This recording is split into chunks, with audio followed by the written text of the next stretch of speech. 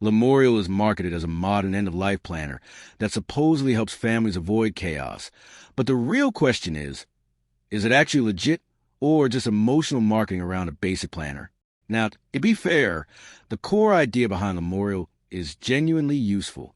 Organizing digital access, financial accounts, and emergency instructions in one place can absolutely help families avoid confusion during difficult situations. What it does well, the concept itself is practical. A structured planner for passwords, accounts, insurance, and final wishes can genuinely reduce stress for surviving family members.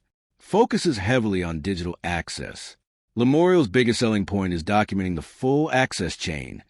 Phone passcodes, recovery emails, authenticator apps, and verification methods, not just passwords. Where it raises concerns, the marketing is extremely emotional. This is the biggest issue. The website leans heavily into fear-based storytelling about locked phones, lost photos, and grieving families. A lot of the dramatic claims are unverified. Statements like, saves 1,200 hours, or families resolve access in under 10 minutes, appear to come from the company itself rather than independent studies.